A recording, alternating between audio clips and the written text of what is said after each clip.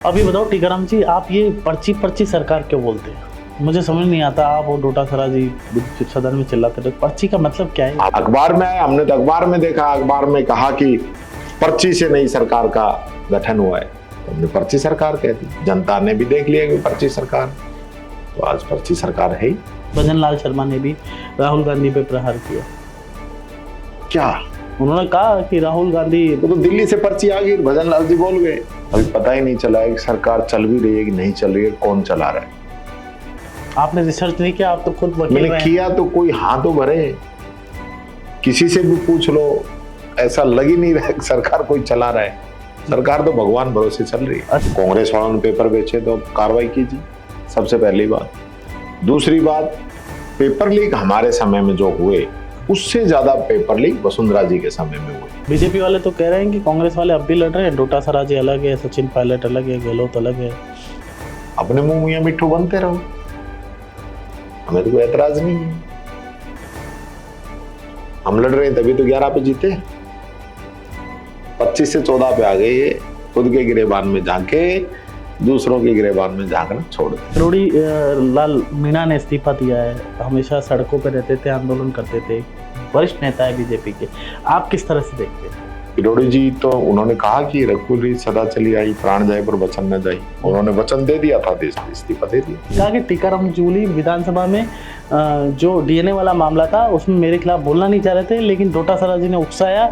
डोटासरा जी चाहते एसटी और एससी। मेरे किसी ने उकसाया कि वो बार-बार उनको इशारा करते? मेरे किसी ने उकसाया।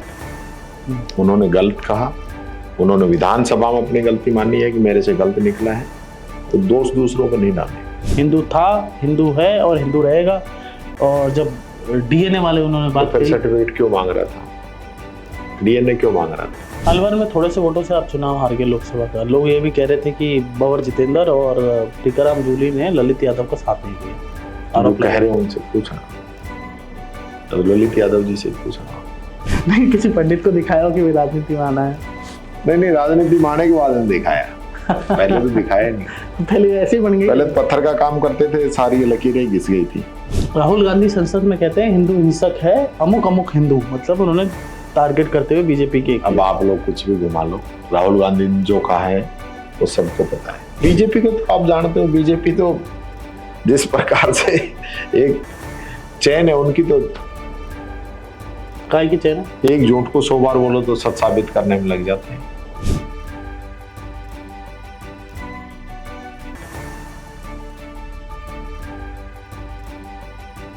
नमस्कार, भारत रफ्तार में आप सभी का स्वागत है। मैं जितेश जेठमलानी, जे शो में आप सभी का स्वागत है। आज हम खास मुलाकात आपसे कराते हैं। हमारे साथ मौजूद है नेता प्रतिपक्ष टीकाराम जूली जी, जो कि 2004 से लगातार सक्रिय हैं। 2005 में जिला परिषद के सदस्य रहे, जिला प्रमुख रहे अलवर से, साथ ही अलवर के कांग्रेस के अध्यक्ष भी रहे, और लगातार बढ़ते बढ़ते अब मैं आपको बता दूं कि पहले कैबिनेट मंत्री, उससे पहले राज्य मंत्री, फिर कैबिनेट मंत्री, और उसके बाद अब नेता प्रतिपक्ष बन गए हैं। हमारे साथ मौजूद है, हमारे स्टूडियो में आए, बहुत बहुत स्वागत है टीकाराम जी। ये कैसे लगी टीकाराम जी आपके?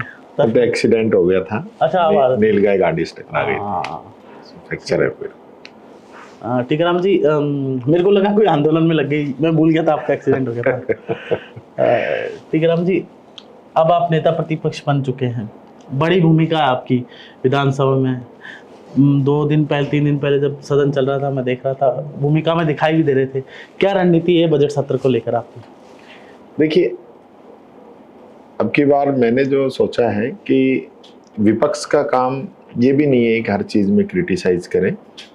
अगर सरकार अच्छा बजट लेके आती है, अच्छे जो विषय हैं और जो समाज का वो तबका जो गरीब है उसका ध्यान रखा जाता है, और राजस्थान का विजन कहीं ना कहीं पेश किया जाता है, तो हम लोग, मैं समझता हूँ, बजट की बढ़ाई भी करेंगे। और लेकिन उसी पैटर्न पे बजट आता रहा जैसे अब तक आया है, और पहले भी इन लोगों ने जिस प्रकार से, अभी 8 फरवरी को बजट आया था, 6 महीने हुए उस बजट को, लेकिन मैं समझता हूँ उसमें अगर हम देखें तो 5 से 10% ही काम शुरू हुए होंगे। बाकी तो अभी उन्होंने उठा के नहीं देखा है, दूसरा बजट फिर आ गया। तो हालत ये है गवर्नमेंट का जो अभी जो विजन होना चाहिए, जो फोकस होना चाहिए, वो राजस्थान के विकास पे होना चाहिए। अभी इनका मुख्य फोकस है कि कांग्रेस ने नए जिले खोले हैं, उनको रोको। कांग्रेस ने नए कॉलेज खोले थे, उनको रोको। कांग्रेस ने इंग्लिश मीडियम स्कूल कैसे शुरू कर दिए, उनको रोको। कांग्रेस ने गरीबों को पट्टे कैसे दे दिए, इनकी समीक्षा करो।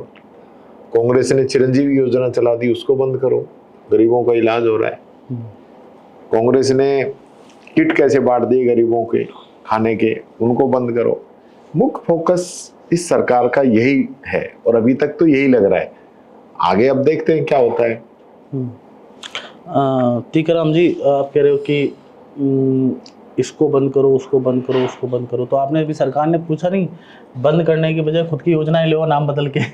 ऐसे नाम बदले भी जाते हैं। नाम भी बदले हैं, जैसे इंदिरा रसोई का अन्नपूर्णा कर दिया, हमें नाम बदलने में कोई एतराज नहीं है, लेकिन उसकी संख्या आधी कर दी। चिरंजीवी का नाम बदल दिया। चिरंजीवी का नाम नहीं बदला, चिरंजीवी ही योजना ही बंद कर दी। और आयुष्मान भारत इन्होंने जो चलाई है वो बेसिकली हम देखें तो चिरंजीवी जो योजना है 25 लाख का इलाज देती है, 10 लाख का दुर्घटना बीमा देती है, ऑर्गन ट्रांसप्लांट अलग से सुविधा देती है 25 लाख के अलावा, और साथ ही पूरे राजस्थान को कवर करती है। 850 में राजस्थान का कोई भी व्यक्ति इसका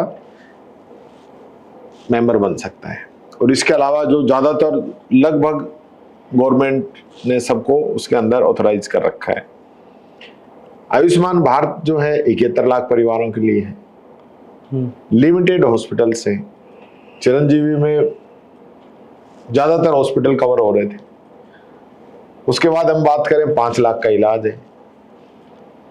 5 लाख का इलाज, दुर्घटना बीमा कुछ है नहीं, हॉस्पिटलों की कमी हो गई, एक लिमिटेड हॉस्पिटल कर दिए और बीमित परिवारों की संख्या सीमित हो गई। तब ये अगर हम चीजें देखें तो चिरंजीवी के मुकाबले 10% पे भी भामाशाह योजना नहीं ठहरती, आयुष्मान भारत योजना नहीं ठहरती है। तो ये स्थिति है इस स्कीम की। आप 20,000 नियुक्ति पत्र पे बोले थे कि 400 का दावा करने वाली बीजेपी 200 पे रह गई, नौकरियां खा रही है सरकार। ये क्या था, मतलब नौकरियां कैसे खा रही है सरकार? नौकरियां इसलिए खा रही है, आप एक तरफ देखिए सरकार ने कहा कि हम 70,000 भर्तियां करेंगे। 70,000 की एक भी विज्ञप्ति आज तक निकली हो, और 20,000 भर्ती जो हमारे समय में हुई हमने की, उनको नियुक्ति पत्र आप बांट रहे हो, तो उनका आप श्रेय लेना चाह रहे हो। दूसरे नंबर, आप जिलों को खत्म करने की बात कर रहे हो, आप इंग्लिश मीडियम स्कूलों को खत्म करने की बात कर रहे हो, आप कॉलेज जो नए खोले उनको खत्म करने की बात कर रहे हो। तो ये पोस्ट खा रहे हैं। एक जिला बनता है तो एक जिले में कितना स्टाफ लगता है, कितने लोगों को रोजगार मिलता है, तो आप उस चीज को नहीं देख रहे। एक कॉलेज बनेगा, कॉलेज में कितना स्टाफ लगेगा, कॉलेज को बनाने में कितना पैसा लगेगा और कितने बच्चों का भविष्य बनेगा, आप उस चीज को मना करो। इंग्लिश मीडियम स्कूल खोले, अच्छे बच्चे जो नई जनरेशन है इंग्लिश मीडियम की जिन्होंने पढ़ाई की है, और आज हर जगह कंपटीशन आ रहा है। गांव के अंदर एक गरीब परिवार इंग्लिश मीडियम स्कूल में अपने बच्चों को नहीं भेज सकता, उसके लिए सरकारी स्कूल वहीं पे उसको एक बहुत बड़ी अपॉर्चुनिटी मिले थे, उसको आप लोगों ने जॉब खत्म करने का ही काम किया है। अगर आप इन चीजों को बंद करेंगे तो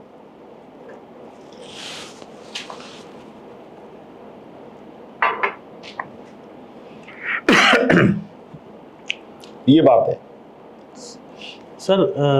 चाहे पेपर, आपने राजीव गांधी युवा मित्रों को हटा दिया, 5,000 बच्चे हैं, 5,000 परिवार थे, आपने उनकी नौकरी खत्म कर दी।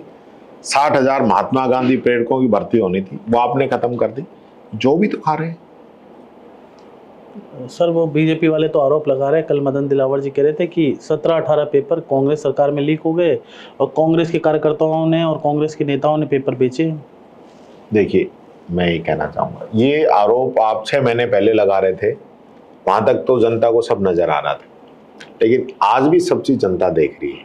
आज 8 महीने 7 महीने आपकी सरकार को हो गए, कांग्रेस वालों ने पेपर बेचे तो कार्रवाई कीजिए, सबसे पहली बात। दूसरी बात, पेपर लीक हमारे समय में जो हुए उससे ज्यादा पेपर लीक वसुंधरा जी के समय में हुए। हमको ये नहीं कह रहे कि वो उनके समय में लीक हुए तो हमने भी कर दिए, हमारी भी कमी है, पेपर लीक नहीं होने चाहिए थे, हुए, लेकिन पिछली सरकार से कम हुए। दूसरी बात जो जितेश जी मैं कहना चाहूंगा जो इम्पोर्टेंट है, वसुंधरा जी के समय में जो पेपर लीक हुए थे वो सारे बच्चे कोर्ट के अंदर गए, कोर्ट की डायरेक्शन आई, फिर कोर्ट ने उनको रद्द करवाया। हमारे समय में जो पेपर लीक हुए हैं खुद हमारी सरकार ने, हमारी पुलिस ने उसको पकड़ा है और हम लोगों ने केस दर्ज किए। तीसरी जो सबसे महत्वपूर्ण बात है, पेपर लीक का मुद्दा राजस्थान का नहीं है, पेपर लीक का मुद्दा पूरे देश का है। बड़े बड़े गिरोह सरगना इससे जुड़े हुए, इसको काबू में करने के लिए, क्योंकि अभी आपने देखा होगा, हम बात करें हरियाणा में पेपर लीक हो गया, यूपी में हो गया, एमपी में हो गया, गुजरात में हो गया, हाई कोर्ट का पेपर लीक हो जाता है, भारत सरकार के पेपर लीक हो जाते हैं, तो ये एक देशव्यापी समस्या है।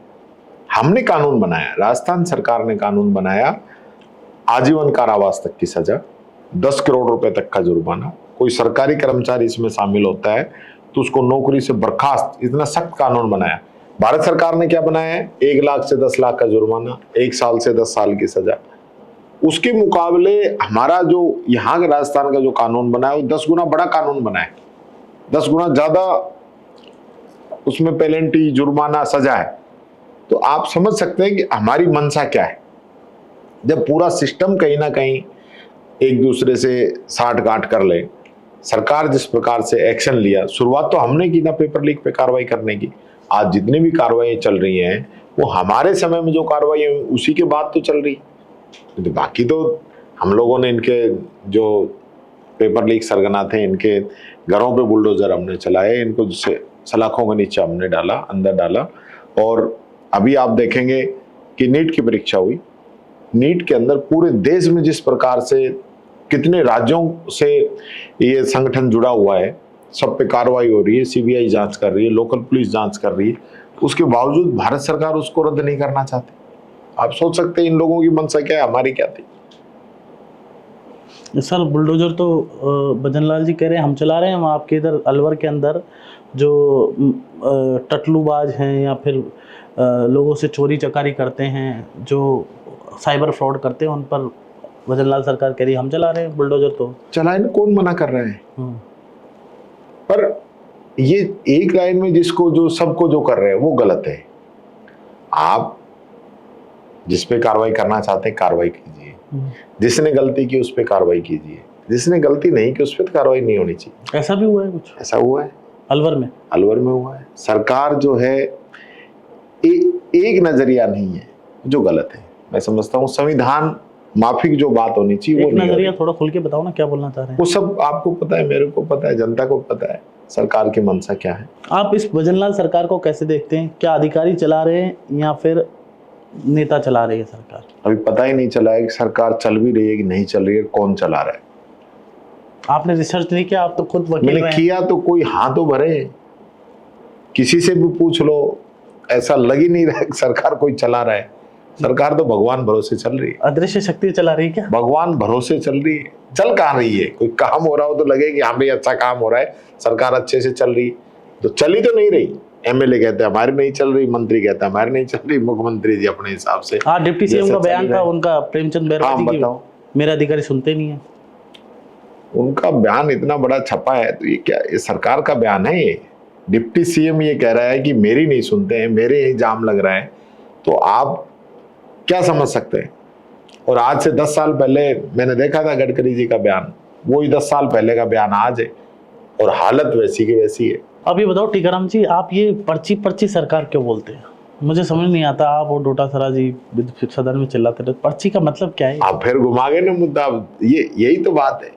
पर्ची की जहां पर्ची से खुली, आज तक तो ऐसा हुआ नहीं कि पर्ची खुली हो किसी।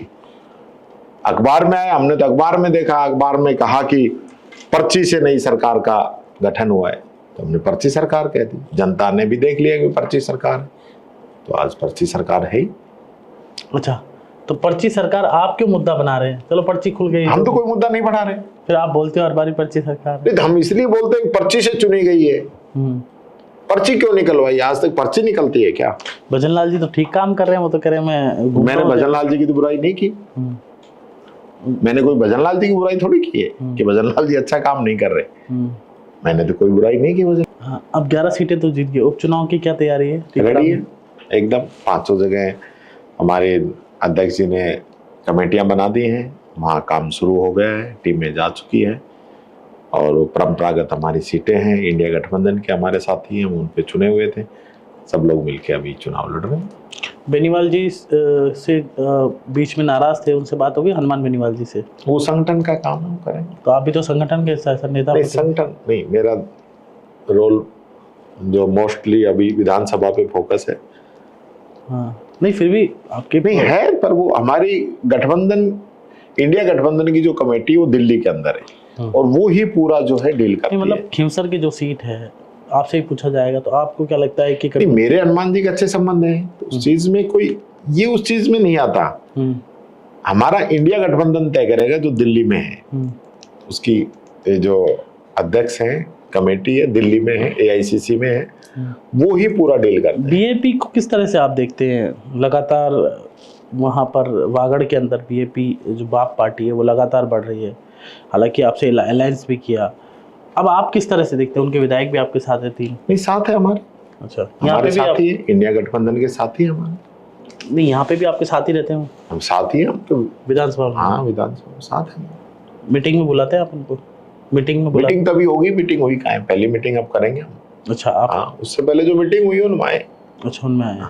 अब बुलाएंगे आप मीटिंग में उनके विधायकों को? 3 विधायक है उनके, बुलाएंगे। वो तो कोई इशू नहीं है। आप नहीं, मेरा मतलब हमारे इंडिया गठबंधन के साथ अलायंस में साथ हैं, अभी सारा अलायंस हुआ है, तो अब कहाँ से ये नई बात आ गई, बुलाएंगे कि नहीं बुलाएंगे? क्योंकि 84 जो विधानसभा उपचुनाव की बात चल रही थी, इसलिए मैंने पूछा कि वहाँ पे एक सीट है, क्या गठबंधन में लड़ेंगे? वो मैंने बताया ना, हमारी एआईसीसी की कमेटी वो तय करेगी गठबंधन में लड़ना है कि नहीं लड़ना है।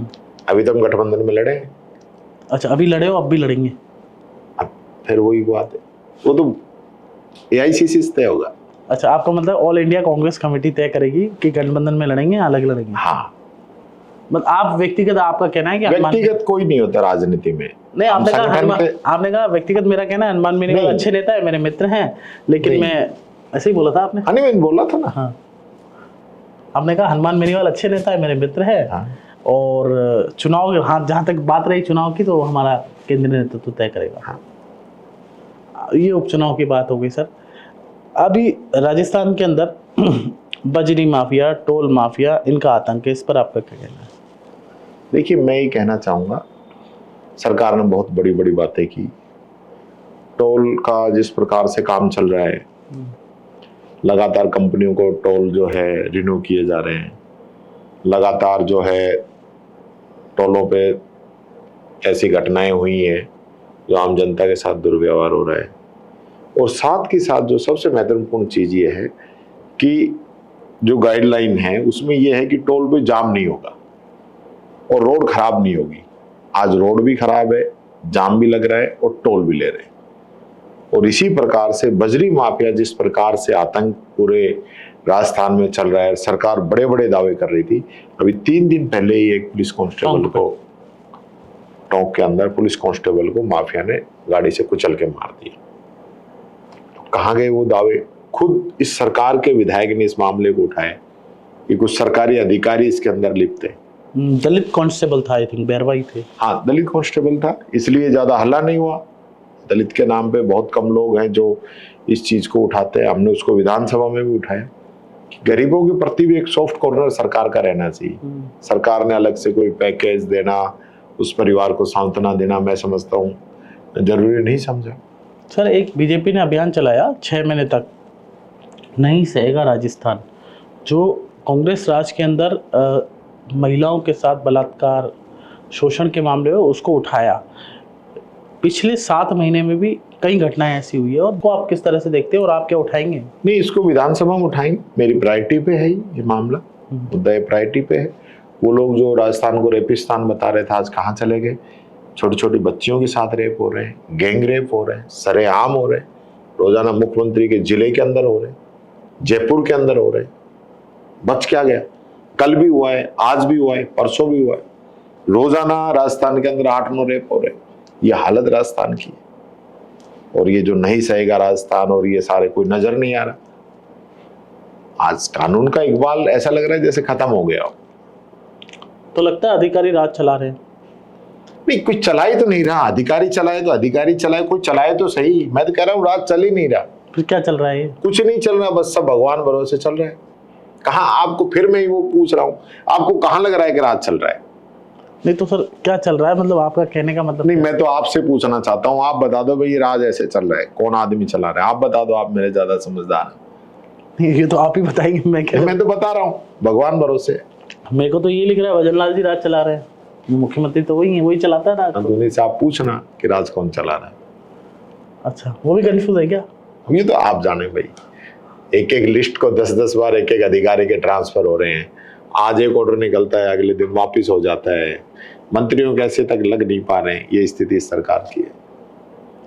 कोई मंत्री आपका दोस्त है, उसने बताया हो कि भाई मैं परेशान हो रहा हूँ? मेरे क्या दोस्ती? अच्छा, बीजेपी से दोस्ती नहीं है आपकी? किसी मंत्री से दोस्ती नहीं। अच्छा, वैसे दोस्ती है। मंत्री बनते ही तो लोग कहाँ दोस्ती निभाते हैं। आपने भी तो निभाई। मैंने तो निभाई थी, तो मैंने अपने आप को मंत्री माना नहीं, मैं तो आम आदमी मानता हूँ। आज भी अपने आप को आम आदमी मानता हूँ। जब तो आप नेता प्रतिपक्ष बन गए, आम आदमी आता हूँ बोल के कईयों को पीछे छोड़ के आप नेता प्रतिपक्ष बन गए। तो आपको मतलब आप मानते हैं कि भंवर जी का बहुत बड़ा योगदान रहा है आपके जीवन में? है। मतलब पहली बार विधायक उन्होंने ही बनवाया आपको? मतलब मैं बता रहा हूँ, जब उनको राजनीति में लाने वाले हैं उनका बहुत बड़ा योगदान, इससे ज्यादा क्या होता है। मैंने देखा है कि भंवर जी को मैं जितना समझ पाया, मेरे भी अच्छे मित्र हैं, वो जो है मतलब जो है स्पष्ट हैं, मतलब जिसके साथ है उसके साथ है, जो वो कहते हैं स्पष्ट कहते हैं, मतलब बैक बाइटिंग नहीं है उनके जीवन में, और जो है दिखता है वैसे हैं वो। आपने किस तरह से देखा उनको अपने जीवन में? नहीं, अच्छे इंसान है, अच्छे इंसान है, साफ सुथरी राजनीति करते हैं। किसी भी प्रकार को उनके अंदर कोई जो हम अपने कहते हैं कि कोई नेगेटिव उनकी सोच नहीं है। गरीबों का, दलितों का, आम पब्लिक का, युवाओं का विशेष ध्यान रखते हैं। मैं आपको एक एग्जांपल बताता हूँ। लोकसभा का चुनाव लड़ रहे थे, हम कवरेज कर रहे थे। हमने कहा भंवर जी कि आप है ना कहीं चूल्हे पे एक रोटी खा लो। उन्होंने कहा मैं चूल्हे पे रोटी खा लूँगा तो वैसे ही खा लूँगा, लेकिन मुझे दिखावा पसंद नहीं है, और कुछ भी करा लो, आपको जो करना है, आपको शूट करना होता है तो कुछ भी कर लो। तो हमने उनको कहा कि चूल्हे पे, फिर हमने आग्रह किया कि सर चूल्हे पे रोटी बना लो। क्या यार, मैं जैसे रोटी खाता हूँ वैसे ही खाता हूँ। तो मुझे बड़े स्पष्ट लगे वो, जो वो हैं उनके जीवन में वैसे ही रहते हैं, दिखावा नहीं उनके जीवन में। नहीं, कतई नहीं है इस मामले में। तो फिर सर फिर भी वो पीछे कैसे रह गए लोकसभा? पीछे नहीं, फिर चुनाव हार गए। देखिए उस समय जिस प्रकार का पूरे पोलराइजेशन था देश के अंदर, हिंदू मुस्लिम और ये सारा, आज भी आप अलवर में जाके पूछो, आम पब्लिक कहती है भंवर जितेंद्र सिंह जी ने जो काम कराया आज तक नहीं हुआ, और ये लोग उसको भी नहीं फॉलो कर पा रहे। उनके मंजूर कराए हुए 5 प्रोजेक्ट तो फेल हो गए, जो ये लोग उसको आगे नहीं लेके आ पाए। आज सैनिक स्कूल पेंडिंग है, एयरपोर्ट हमारा अलवर का सैंक्शन हुआ जेवर नोएडा के अंदर चला गया। आप हमारी रैपिड मेट्रो आ रही थी, वो हमारी आज तक अटकी हुई है। हमारा स्टेडियम आ रहा था, वो वापस चला गया। तो इस प्रकार की सारी चीजें। अलवर में थोड़े से वोटों से आप चुनाव हार गए लोकसभा का। लोग ये भी कह रहे थे कि भंवर जितेंद्र और टीकाराम जूली ने ललित यादव का साथ नहीं दिया। आरोप कह रहे हैं उनसे पूछना, तो ललित यादव जी से पूछना। मुझे तो कुछ लोगों ने, पत्रकारों ने फोन करके बताया कि अंदर अंदर चाहते थे ललित बड़ा नेता बन जाएगा, और टीकाराम जूली और भंवर जितेंद्र ने ही चुनाव नहीं साथ दिया इतना ढंग से जितना देना चाहिए था। ये तो जो बेईमान लोग होते हैं, जिनकी फितरत में बेईमानी है, जैसे खुद होते हैं ऐसे ही दूसरों के लिए सोचते हैं, ऐसे लोगों ने कहा होगा। तो आपने साथ दिया पूरा ललित यादव? हमारी कथनी और करने में अंतर नहीं मिलेगा। बात और बाप एक ही होती है, लोगों को वही करनी चाहिए जो कह सके। आपने, आपका कहने का मतलब है जो आपने कहा, मैंने स्पष्ट कह दिया। जो धोखेबाज, चालाक, धूर्त, बेईमान टाइप के लोग होते हैं, उनकी सोच है। वो कौन है बेईमान? वो आपको बताया, आपको जिसने बताया है, मुझे तो बताया नहीं। आप आरोप लगा नहीं तो आपने कहा मेरे किसी ने बताया था। सर सचिन पायलट को आप किस तरह से देखते हैं? आपके लीडर हैं, राष्ट्रीय महासचिव हैं, अच्छे इंसान, पार्टी के नेता है। अच्छे इंसान है, पार्टी के नेता है, और उनमें क्या? क्या खूबी देखते हैं? खूबी अच्छे हैं, एक्टिव हैं, काम करते हैं। और अशोक गहलोत जी के बारे में आपका क्या कहना अशोक गहलोत जी भी अच्छे इंसान है। है? अच्छे तो सभी होते हैं सर, खूबी नहीं, पूछ रहा अच्छे हैं, हूँ। उनका अनुभव है। हर व्यक्ति के अपने काम करने के एक तरीका होता है। अब मैं किसी को कहूँ कि ये अच्छा नहीं कर रहा, ये गलत नहीं कर रहा, वो अच्छा है, ये अच्छा है।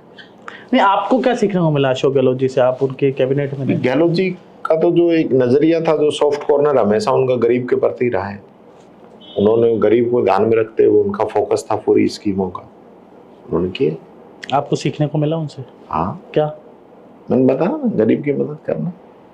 अभी आप कर रहे हैं सर? नेता कर रहा हूं। प्रतिपक्ष के पास से बहुत सारे मामले आते हैं, कर रहा हूँ। बड़ी उम्मीद से लोग आते हैं कि मेरे दरवाजे, मेरी कोशिश रहती है कोई खाली हाथ नहीं जाए। आपके दरवाजे पे लोग आ रहे हैं अब आ विधानसभा रहे में? हैं, आज भी आ रहे हैं।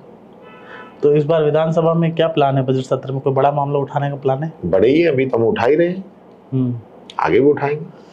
सर गरीबों से जुड़ी हुई जो योजनाएं हैं जिनको बंद कर रहे हैं, चिरंजीवी को बंद कर रहे हैं, किसान के मामले, युवाओं को नौकरी के मामले, ये सारी चीजें उठेंगी। सर मदन आज दिलावर कानून व्यवस्था जिस प्रकार से बिगड़ती जा रही है प्रदेश की, और जिस प्रकार से दलितों पे, महिलाओं पे, छोटी बच्चियों पे जिस प्रकार से अत्याचार हो रहा है, इन सब चीजों को लेके हम मदन दिलावर जी ये कह रहे थे कि टीकाराम जूली मेरे खिलाफ विधानसभा में मेरे से तो कहा नहीं, आपको कहा होगा। मैं बता रहा हूँ ना, मेरे को ये कहा कि टीकाराम जूली विधानसभा में जो डीएनए वाला मामला था उसमें मेरे खिलाफ बोलना नहीं चाह रहे थे, लेकिन डोटासरा जी ने उकसाया। डोटासरा जी चाहते हैं एसटी और एससी। मेरे किसी ने उकसाया कि वो बार बार उनको इशारा करते मेरे किसी ने उकसाया, उन्होंने गलत कहा, उन्होंने विधानसभा में अपनी गलती मानी है कि मेरे से गलत निकला है, तो दोष दूसरों पर नहीं डाले। वो तो अभी भी स्टैंड बोले कि आदिवासी हिंदू था, हिंदू है और हिंदू रहेगा। और जब डीएनए वाले उन्होंने तो बात फिर करी, सर्टिफिकेट क्यों मांग रहा था, डीएनए क्यों मांग रहा था? डीएनए तो वही मांग रहे थे ना। उन्होंने खुद विधानसभा में कहा है मेरे से गलती हुई, मैंने खुद शब्द कहे। कल मैंने पूछा था तो उस बात पे जवाब नहीं दिया। उन्होंने कहा कि मैं इस बात पे बोलना नहीं चाह रहा।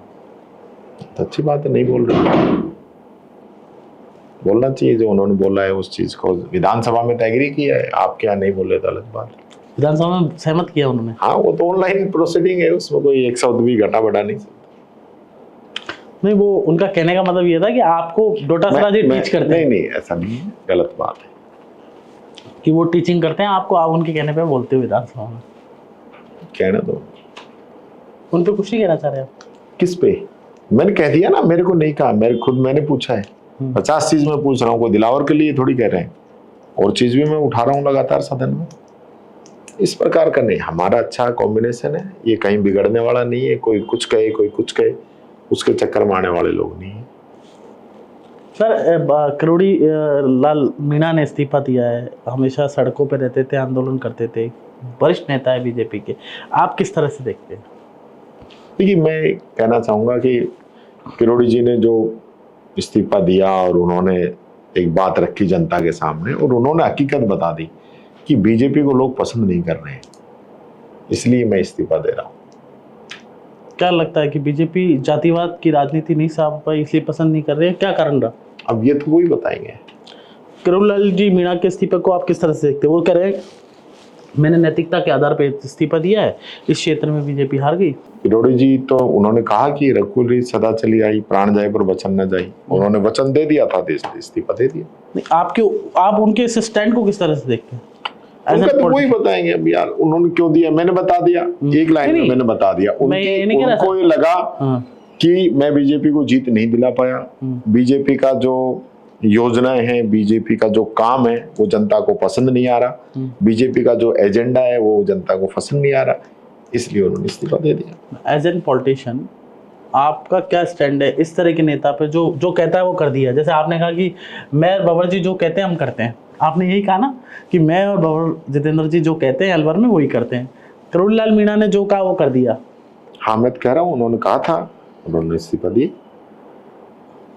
बीजेपी को अपने गिरेबान में झांकने की जरूरत है कि परिस्थितियां क्यों बनी, क्यों बाबा ने इस्तीफा दिया है। बाबा के संघर्ष को आप किस तरह से देखते हैं? उनका पूरा जीवन संघर्ष का ही रहा है। आपकी बातचीत हुई कभी? मेरी नहीं, मतलब मित्रता नहीं है आपकी? नहीं, वैसे खूब अच्छा उनसे मिलना जुलना रहता था पहले, जब भी बहुत ज़्यादा ऐसा कुछ नहीं। एक 50% आरक्षण का ही मुद्दा उठ रहा है सर। देखते हैं, अभी तो बीजेपी बोलती कुछ है, करती कुछ है। बीजेपी का स्टैंड नहीं आपका मतलब। तो ये थे हमारे साथ टीकाराम जूली, जिन्होंने खास बातचीत की तमाम मुद्दों पर। अभी नेता प्रतिपक्ष है, इन्होंने कहा कि सदन में जमकर विपक्ष की भूमिका निभाऊंगा, जनता की बात करूंगा, जनता की समस्या उठाऊंगा और जिस तरह से दलितों पर राजस्थान में अत्याचार हो रहा है वो तमाम मामले उठाऊंगा। नमस्कार।